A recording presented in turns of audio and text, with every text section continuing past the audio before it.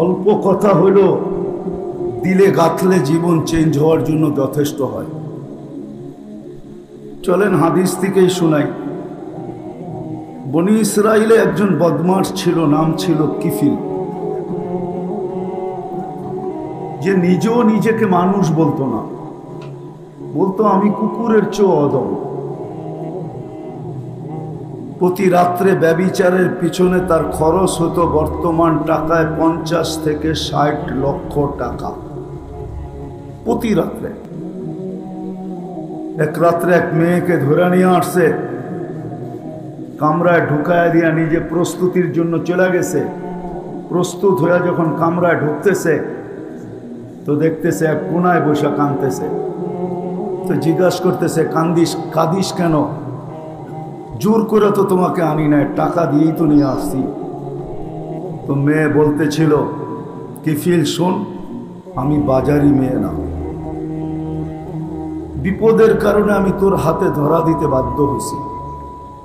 বিপদ যদি না আসতো তাহলে আমি কোনোদিন তোর হাতে ধরা দিতাম না, কিন্তু কাঁদি কেন শুনবি?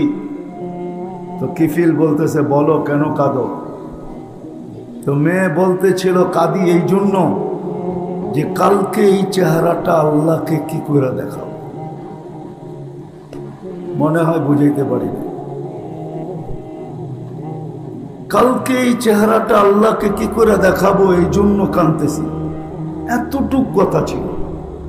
কিফিলের দিল ফেরা গেছে। কিফিল টাকাটা হাতে উঠায় দিয়া বলছে, বোন তোর গায়ে হাত দিব না, কিন্তু একটা অনুরোধ করব, আমি তওবা করলাম, তুই চোখের পানি দিয়ে আল্লাহকে একটু বইলা দে। অল্প কথাও দিলে গাথার জন্য, জীবন চেঞ্জ হওয়ার জন্য যথেষ্ট। তো যেটা বুঝাইতেছিলাম, দুনিয়া যদিও নাকি আমাদের পদচারণে মুখরিত, বর্তমানে একটা দিন ছিল আমরা কেউ ছিলাম না, আবার একটা দিন অচিরেই আসবে আমরা কেউ থাকব না। কিন্তু একটা দিন আমাদের সামনে আসতেছে, এটাও সত্য। কোরআন যেটাকে বুঝাইতে চায়, যালিকাল ইয়াউমুল হক, একটা দিন আমাদের সামনে আসতেছে। যিনি অস্তিত্ব দিয়েছেন ওনার সামনেই দাঁড়াইতে হবে, ফাঁকি দেওয়ার কোনো সুযোগ নাই। না কারো জন্য ছিল, না কারো জন্য আসে। ফাঁকি দেওয়ার সুযোগ নাই। অচিরেই একটা দিন আসতেছে যেটা চিরসত্য, যালিকাল ইয়াউমুল হক। চাই সেটা আজকে আমার বিবেকে বুঝে আসুক আর না আসুক, আমার বিদ্যা এটার আলোচনা থাকুক আর না থাকুক, দুনিয়ার মিডিয়া এটার চর্চা করুক আর না করুক, সত্য এটাই।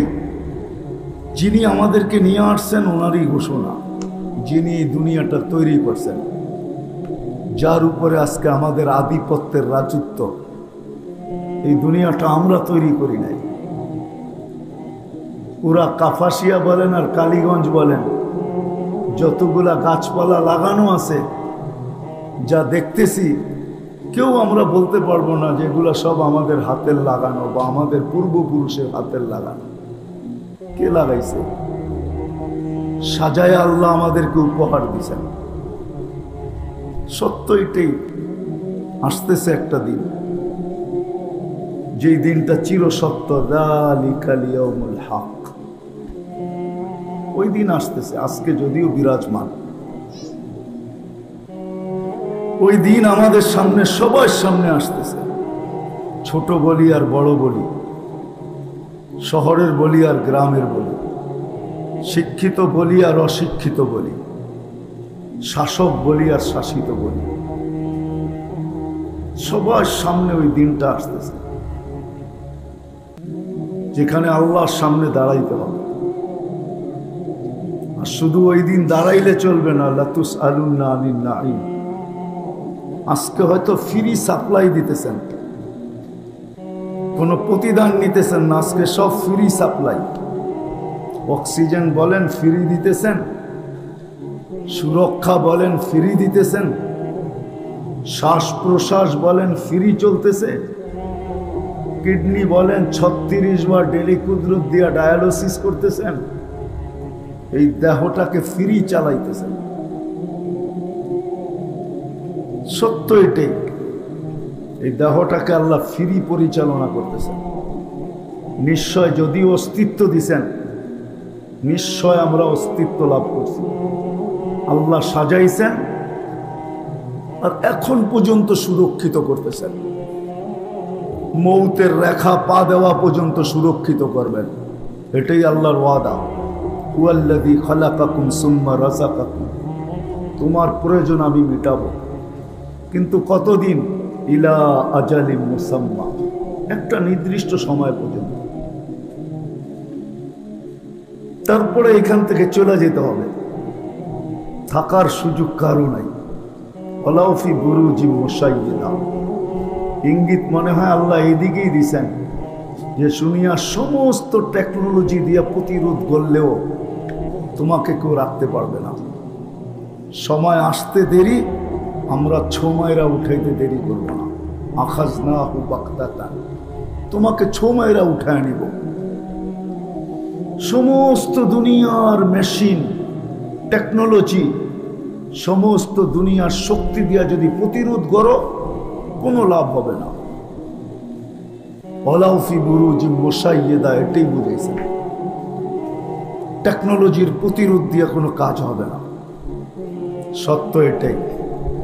বিদায় আসল কথায় চলে আসি। লম্বা করার সুযোগ তো আমার কাছে নাই, এই জন্য আসল কথায় চলে আসি। কালকের দিনটাকে যদি বিশ্বাস করি, বিশ্বাস করেন? হ্যাঁ, কিয়ামতকে বিশ্বাস করেন? কে কে করেন দেখি? সত্য তো? নামান নামান। বিশ্বাস না করলেও করতে হবে। আজকে হয়তো ইচ্ছা স্বাধীনতা দিছে, আপনি বিশ্বাস নাও করতে পারেন। ইচ্ছা স্বাধীনতা যদি না দিত, তাহলে বিশ্বাস করতে বাধ্য হতাম। বিশ্বাস না করলেও বিশ্বাস একদিন করতে হবে। আজকে ইচ্ছা স্বাধীনতা দিছেন বিদায়, 5টা ইচ্ছা স্বাধীনতা দিছেন আল্লাহ আমাদেরকে। ইচ্ছা করলে যে কোনো শিক্ষায় শিক্ষিত হইতে পারি, ইচ্ছা করলে যেই কোনো পেশায় পেশাজীবী হইতে পারি, ইচ্ছা করলে যেই কোনো মত আদর্শে আদর্শবান হইতে পারি, ইচ্ছা করলে সমর্থ থাকলে যেই কোনো সোসাইটিতে বাস করতে পারি। আর পঞ্চম ইচ্ছা, মৃত্যু পর্যন্ত যেমন খুশি তেমন চলতে পারো। এই ইচ্ছা স্বাধীনতা দিয়েছেন। যদি না দিতেন তাহলে অস্তিত্ব দিল আল্লাহ, সুরক্ষা করেন আল্লাহ, সবকিছু ব্যবহার করি আল্লাহ। আর আপনি বলবেন আল্লাহর বিরুদ্ধে চলবেন, আল্লাহর বিরুদ্ধে, এটা কোনোদিন পসিবল ছিল না, সম্ভব ছিল না। আল্লাহর বিরুদ্ধে চলবে, আল্লাহর বিরুদ্ধে বলবে, আল্লাহর বিরুদ্ধে ভাববে, আল্লাহর বিরুদ্ধে চিন্তা করবে, এটা কোনোদিন সম্ভব ছিল না যদি ইচ্ছা স্বাধীনতা না দিতেন। ইচ্ছা স্বাধীনতা দিছেন বিদায় কিচ্ছু বলেন না। হ্যাঁ, এতটুকু বলেন, নাযিরুন কাইফা তা'মালুন, আল্লাহ বলে আমি তাকায় দেখতে থাকি তুই করিস কি। হ্যাঁ, আরেকটু বলেন, ফান্তাযিরু ইন্নী মাআকুম মিনাল মুনতাযিরিন, তুমি অপেক্ষা করো আমিও অপেক্ষায় আছি। এতটুকু বলেন, আমি অপেক্ষমান, আমি অপেক্ষমান। বিদায় কিয়ামত সত্য, কিন্তু হ্যাঁ, কিছু লোক আছে নাও মানতে পারে। ইচ্ছা স্বাধীনতার বশীভূত হইয়া ইচ্ছা স্বাধীনতার কারণে মানলেন না, কিন্তু কালকে মানবে, এটা সত্য। আল্লাহ মানতে বাধ্য করবে, নাইলে কোরআন এই চিৎকার দিত না, রব্বানা ইন্নানা আবসারনা ফারজি'না না'মাল সালিহা ইন্না লামুকিনুন, যে আল্লাহ চোখে দেখা ফেলছি, এখন মানতেছি। ফিরত পাঠান আর ভুল হবে না, তো পিছন থেকে চিৎকার আসবে, কাল্লা, আর কোনোদিন ফিরত পাঠানো সম্ভব না, আর পাঠানো সম্ভব না। কেননা ছোট একটা জীবন দিছেন 60-70 বছর এই উম্মতকে, তাও ভালোবাসা। ভালো যদি না বাসতেন তাহলে এক গাদা জীবন দিতেন আমাদেরকে, এক গাদা। ওই উম্মতের মতো 1000 বৎসর দিতেন, আর খাটাইতেন আমাদেরকে, গাদার মতো খাটাইতেন। আমাদেরকে আল্লাহ খাটাইতে চান না, এই জন্য ছোট একটা জীবন দিছেন, যে বেশি খাটাইতে চাই না তোমাদেরকে। ভালোবাসেন এই জন্য ছোট জীবন। আমি তো বলি, এটা দিয়েও মনে হয় আল্লাহ ভাবছেন বেশি খাটা হয়ে যায় কিনা, বেশি শ্রম হয়ে যায় কিনা, বেশি মাথার গাম পায়ে পড়ে কিনা। এই জন্য 2 পর্বে আবার কমায়া দিছেন। প্রথম 15 বছর মাফ করে দিছেন, যতক্ষণ পর্যন্ত প্রাপ্ত বয়স্ক না হয় কলম বিরুদ্ধে যায় না। রুফি আল কালাম, কলম উঠানো থাকে। তারপরে যা রয়ে গেল 24 ঘন্টায় যতক্ষণ ঘুমাই, এটাও মাফ, কলম উঠানো। রুফি আল কালাম না এম হাত্তা ইয়াস্তাইকিন। ঘুমন্ত ব্যক্তি যতক্ষণ পর্যন্ত সজাগ না হয় কলম তার বিরুদ্ধে যায় না। তো রয়ে গেল অল্প, এতটুকু জীবন দিছেন শুধু। 30-35 বৎসর হবে হিসাবের খাতায়। ভালোবাসেন বিদায়, তাও এটাকে ভরা দিছেন, খালি দেন নাই, ভরা দিছেন। ওইদিকে যাওয়ার সুযোগ নাই। কোন উম্মতকে এক নেকির বিপরীতে 110 দেন নাই, একের বিপরীতে একই দিছেন। আমাদেরকে শুরুই করছেন 10-এর থেকে। 1 করবে 10, 1 করবে। সত্য তো? আরে জানেন তো 1 করবে কয় লেখা হবে?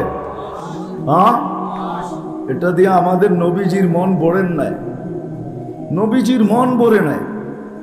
যখন 10 শুনছেন তো উনি হাত উঠা দিয়া বলছেন, জিদলি উম্মতি, আল্লাহ আমার উম্মতকে আরেকটু বাড়ায়া দেওয়া যায় না? 10 বাড়ায়া দিছেন, এটা কি দিলেন? তা আল্লাহ বলছে 100, তা আবার বলছে আরেকটু বাড়ায়া দেওয়া যায় না?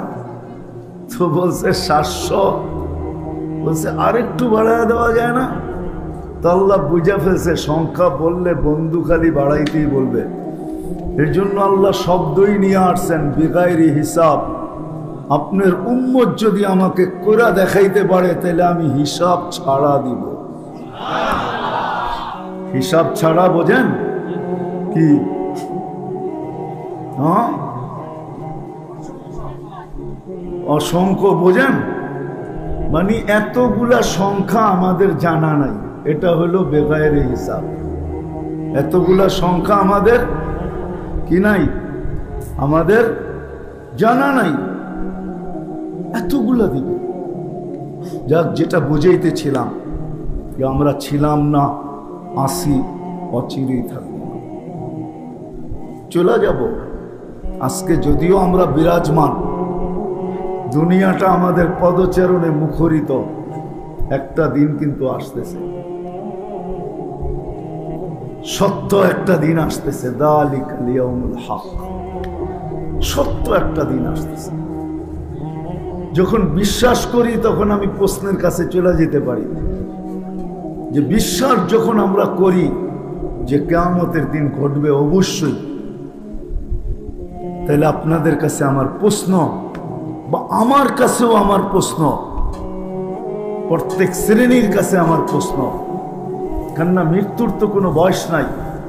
যদি বয়স থাকতো তাহলে আল্লাহ যুবকদেরকে এইভাবে বলতেন না, শাবাব লা ইয়াক্তারুকা শাবাবুকা, যুবক যৌবন যেন তোকে ধোঁকা না দেয়, বিমুখ না করে, মাতাল না করে, ধোঁকা না দেয় যৌবন যেন তোমাকে। কেননা যুবক ভাবে আরো তো বেঁচে থাকবো, বুড়া হব তারপরে না মরবো, সময় তো অনেক হাতে আছে। আল্লাহ সতর্ক করতেছেন, যুবক যৌবন যেন তোকে ধোঁকা না দেয়। কাম মিন শাব সাবাকা ইলাল মাউত, কত যুবককে তো আমরা যৌবন সহ কবরের মাটিতে প্যাক করে দিছি, টুকরো ইচ্ছা করলে পারে। আবার আমাদের সবাইকে সতর্ক করতেছেন, লা তাফরাহ বিদুনিয়াইকা, উন্নতি যেন তোমাদেরকে মাতাল না করে, বিমুখ না করে, উদাসীন না করে। ফা ইন্নাকা গায়রা মুখাল্লাদ, তুমি কিন্তু চিরঞ্জীব না। বিদায় সতর্কের পরে আমি প্রশ্ন করতে পারি আমাকেও আপনাদেরকেও যে ওই দিন তো সত্য, কিন্তু আমার প্রস্তুতি কতটুকু? কিন্তু ওই দিন তো কোনো পরিচয় চলবে না। যদি চলতো, কাপাসিয়া জানি না কোন থানার অন্তর্ভুক্ত এটা, কাপাসিয়ার মানুষ তাহলে আল্লাহর রসুল নিজের মেয়েকে পাশে সামনে বসায়া এইভাবে কোনোদিন বুঝাইতেন না। ফাতেমার মতো মেয়েকে রাদিয়াল্লাহু তাআলা আনহা, জান্নাতের মেয়েদের যিনি সর্দারনি, যার হাতে কিয়ামতের দিন ঝান্ডা হবে, মেয়েকে কাছে বসায়া এরকম বুঝাইতেন না, ফাতেমা ফাতেমা ফাতেমা লা উগনি আনকি ইয়াউমাল কিয়ামতি শাইআ, আমার পরিচয় দিয়া কিয়ামতের দিন তোমার কোনো লাভ হবে না। আমার পরিচয় দিয়ে আমি কিচ্ছু করার ক্ষমতা রাখি না। তোমার প্রস্তুতি কতটুকু তুমি ভাবো। আসেন কাপাসিয়ার মানুষ ভাবি একটু, ওই দিনটা তো সামনে, পিছে হইলে হয়তো বাবার কোনো প্রশ্ন ছিল না, সামনে বিদায় ভাবি যে আমার প্রস্তুতি কতটুকু, আমার প্রস্তুতি কতটুকু। রাগ হয়ে যাবেন কিনা জানি না, গ্রামগঞ্জে ঘুরি তো, মাঝে মাঝে অট্টালিকা দেখলে দিলে একটা ধাক্কা লাগে। আপনাদেরই অঞ্চলেও পাওয়া যাবে হয়তো, গ্রামগঞ্জের বহুত বাড়ি আছে অট্টালিকার মতো, রাজপ্রাসাদের মতো, আছে না? হ্যাঁ, দেখলে মাঝে মাঝে বড় দুঃখ লাগে যে এই বাড়ির মানুষগুলা তো বড় নিষ্ঠুর হবে একদিন, এদের চেয়ে নিষ্ঠুর কেউ হবে না। প্রমাণ দিতেছি, যিনি বাড়িটা তৈরি করলো নিজের অর্থায়নে, সব কিছু অর্থ বিলীন করে দিয়া, 2 কোটি 4 কোটি 5 কোটি 10 কোটি 20 কোটি সবকিছু বিলীন করে দিয়ে অট্টালিকাটা তৈরি করলো। মরতে দেরি, বাড়ির মানুষগুলা যদি নিষ্ঠুর না হইতো তাইলে এই বাড়ির থেকে বাহির করে ওকে বাসতলায় দিয়ে আসে, তো দিয়ে আসে কি করে? বুঝলাম সাথে সাথে না দিত, 2 4 10 দিন রাইখা, যে তুমি জীবিত যখন ছিলা এই বাড়িতে তখনও তোমার একটা অনুভূতি ছিল, এখন মারা গেছো 2 4 10 দিন থাকো, একটা অনুভূতি নাও, মৃত্যুর পরে এই বাড়িতে তোমার অনুভূতি কিরকম। 10 দিন রাখতো, প্রযুক্তি তো চলে আসছে 10 দিন রাখার, মাসও রাখা যায় ইচ্ছা করলে, প্রযুক্তি চলে আসছে, প্রযুক্তি দিয়েই রাখতো। কেউ তো 2 ঘন্টাও রাখতে চায় না, চায় না কি? তাইলে ওই বাড়ির মানুষগুলাকে নিষ্ঠুর বলা চলে না? চলে না। কেমন নিষ্ঠুর, কেমন নির্দয়, কেমন মায়াহীন, কেমন দয়াহীন, যে নিজের সমস্ত সম্পদ দিয়ে একটা রাজপ্রাসাদ বানাইল। কিছুদিন এদের সাথে ছিল, এরাও গৌরব বোধ করত যে এই বাড়ির মালিক আমরা। বেচারা মরতে দেরি, বাসতলায় রেখে আসতে দেরি করে নাই। এটা হলো দুনিয়ার পরিচয়। দুনিয়ার পরিচয় এখানে চলবে না। যদি চলতো তাহলে ফাতেমাকে এরকম বুঝাইতেন না। আচ্ছা, ফাতেমা রাদিয়াল্লাহু তাআলা আনহা বাদেই দিলাম, আল্লাহর রসুলের সবচেয়ে প্রিয় স্ত্রী। জানি না উলামা একমত হবে কিনা আমার সাথে, আর এই শব্দটা আল্লাহর জন্য শোভনীয় হবে কিনা এটাও জানি না। যে স্ত্রীর ঘটক স্বয়ং আল্লাহ, মনে হয় বুঝাইতে পারি, চয়েস করছে কে? আল্লাহ। জিবরিল আলাইহিস সালাম ছবি নিয়ে আসছে, খুলায় যখন দেখাইছেন তো আল্লাহর রসুল বলছে ছবি নিয়ে আসা হয়েছে তোমার আমার কাছে। পর্দার থেকে যখন খুলা দিছে তো তাকায় দেখি ফাইদা আনতিয়া হুমায়রা, হুমায়রা তোমার ছবি আম্মা জান আয়েশা রাদিয়াল্লাহু তাআলা। যেই মেয়ে চয়েস করছেন আল্লাহ, কে? আল্লাহ আল্লাহ আল্লাহ। ওই আম্মা জান যার ঘর এখনো জান্নাত, যখন আল্লাহর রসুল ছিলেন তখনও জান্নাত, এখনো জান্নাত। সত্য তো? যখন ছিলেন দুনিয়াতে তখনও, এখনো, কালকেও জান্নাত। ওই আম্মা জানকে বসায় বলতেছে আয়েশা আয়েশা লা উগনি আনকি ইয়াউমাল কিয়ামতি শাইআ, আমি তোমার জন্য করার কোনো ক্ষমতা রাখি না। যেই রসুলের হাতের ছোঁয়া লাগলে দুনিয়ার আগুন একটা সুতা জ্বালানোর ক্ষমতা রাখে না। আনাস ইবনে মালিক রাদিয়াল্লাহু তাআলা আনহু প্রমাণ, ওনার দস্তরখানে আল্লাহ রসুল সাল্লাল্লাহু আলাইহি ওয়াসাল্লাম খানা খাওয়ার পরে হাত মুছছিলেন। আনাস রাদিয়াল্লাহু তাআলা আনহু জীবন বড়টাকে পানি দিয়ে আর পরিষ্কার করেন নাই, আগুন দিয়া পরিষ্কার করতেন। আগুন দিয়া একটা সুতা জ্বালানোর ক্ষমতা ছিল না দুনিয়ার আগুন। উনি নিক্ষেপ করতেন, ময়লা খায়া ফেলতো, ছাই বানায়া দিত, বাহির করতেন, ঝাড়া দিতেন, ফকফকে হয়ে যেত। মানুষ জিজ্ঞাসা করতো আনাস এই জাদু কোত্থেকে শিখলে? যারা না জানতো তারা জিজ্ঞাসা করতো, তো উনি বলতেন এটা জাদু না, এটা আল্লাহ রসুলের হাতের ছোঁয়া। অথচ চাচাকে নিজের হাতে কবরে নামাইছেন। আবু তালেবের কবরটা আমি চিনি, জান্নাতুল মুআল্লা বলে ওলামারা যেটাকে, মক্কার। কার পাশে শুয়ে আছেন এটাও জানি। খাদিজাতুল কুবরা রাদিয়াল্লাহু তাআলা আনহার কবরের পাশে আবু তালেবের কবর। আরেকটা কবর আছে বলে ইতিহাসবিদরা, হাজেরা আলাইহিস সালামের কবর, কিন্তু এটা ইতিহাসবিদরা বলে, কতটুকু জানি না। কিন্তু খাদিজাতুল কুবরা রাদিয়াল্লাহু তাআলা আনহার কবর 100-এ 100, ওটার পাশেই আবু তালেবের কবর, জান্নাতুল মুআল্লা। কবরস্থান জান্নাতুল মুআল্লা হইলে কি হবে? পাশের ব্যক্তিটা খাদিজাতুল কুবরা হইলে কি হবে?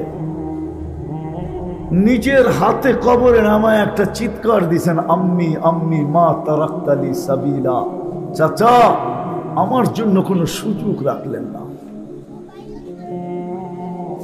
বলছিলাম কলেমা পড়েন, পড়লেন না। বলছিলাম ঠোঁট হেলান, হেলান নাই।